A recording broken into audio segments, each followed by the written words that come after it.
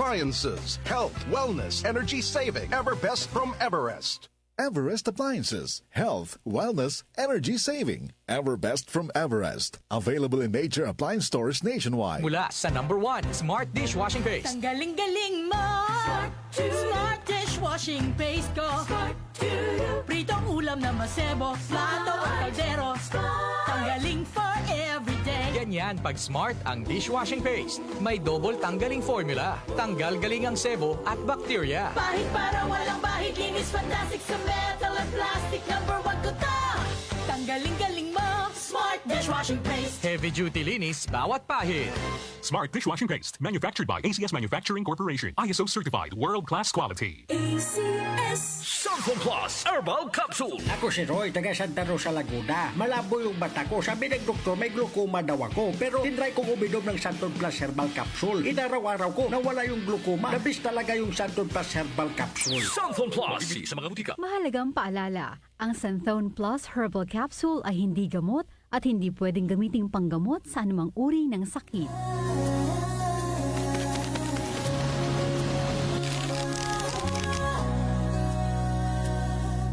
Hindi umuurong sa pagtulong, kawang gawa sa lahat sinusulong. PCSO, PCSO.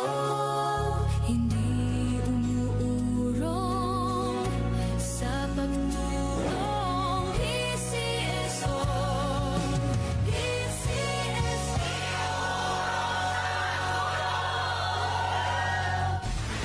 Narito na ang 774 News Update. News Update. Narito na ang mga balita sa oras na ito, hatid sa inyo ng 774 News Team.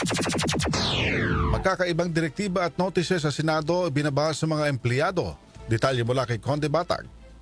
Hati ngayon ang mga utos sa Senado matapos na magbaba ng magkaibang abiso ang opisina ni Senator Alan Peter Cayetano at Senator Sherwin Gatchalian. Si Cayetano ay naninindigan na siya pa rin ang Senate President, habang si Gatchalian ay nailuklok naman kahapon na Senate President pro tempore at Acting Senate President na kinilala naman ng Malacanang at ng Kamara. Sa direktiba ni Cayetano ay sinasabi rito ang patuloy na pagsasagawa ng mga pagdinig o investigasyon sa kabila ng sinidya adjournment ng first regular session ng 20th Congress, kaya ang naunang schedule para sa flood control scam hearing ng Blue Ribbon Committee ay itutuloy pa rin ngayong araw sa kabila ng pagbabago sa liderato at pagpapalit ng committee chairmanship.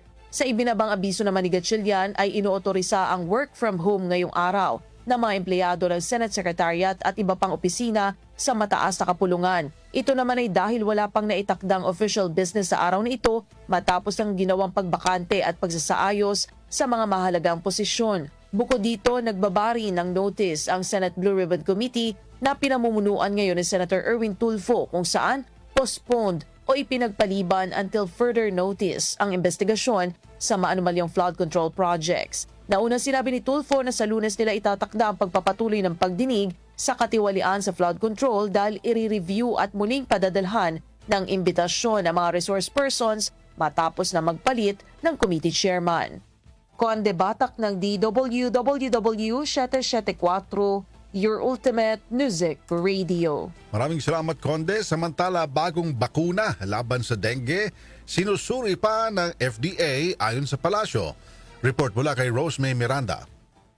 Kinumpirma ng Malacanang na kasalukuyan pang sinusuri ng Food and Drug Administration o FDA ang aplikasyon para sa isang bagong bakuna laban sa dengue habang naghahanda ang pamahalaan sa pagpasok ng panahon ng tag-ulan. Batay sa impormasyon mula sa Department of Health o DOH, sinabi ni Palace Press Officer Undersecretary Claire Castro na nananatiling nakabinbin ang approval para sa second generation dengue vaccine na Qdenga na binuo ng Japan-based na Takeda Pharmaceuticals. Ipinaliwanag ni Castro na may mga medical data na kailangan pang maingat na pag-aralan bago ito payagang magamit sa bansa. Bukod dito, binigyan din na opisyal ang isa pang mahalagang usapin pagdating sa kaligtasan ng bakuna. Sa kabila ng pagkaantala ng bakuna, iniulat ni Castro na malaki ang ibinaba ng mga kaso ng dengue sa bansa ngayong taon, kung saan nakapagtala ang Pilipinas na mahigit 48,000 kaso na mas mababa ng 57% kumpara sa halos 111,000 kaso sa kaparehong panahon noong 2025. Ako si Rosemary Miranda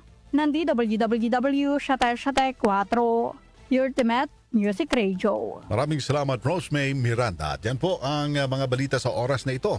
I-like, i-share at mag-subscribe sa DWWW YouTube account para sa karagdagang balita. Ang DWWW-4 ay sabayang napapakinggan sa 107.9 DWHT-FM Dagupan at napapanood sa DWHT FB page. Ako po si Major Tom. Isang magandang umaga. Inyong napakinggan ang 774 News Update. News Update. That news was brought to you by Bingo Plus. Maglaro sa Bingo Plus app para tuloy-tuloy ang premyo at saya. At malay mo, mapanalunan mo pa ang jackpot prize sa first online live stream bingo sa Pinas. Bingo Plus. Bingo sa saya, plus sa panalo. ACS Manufacturing Corporation. ISO Certified World Class Quality. ACS. MX3. Dito ako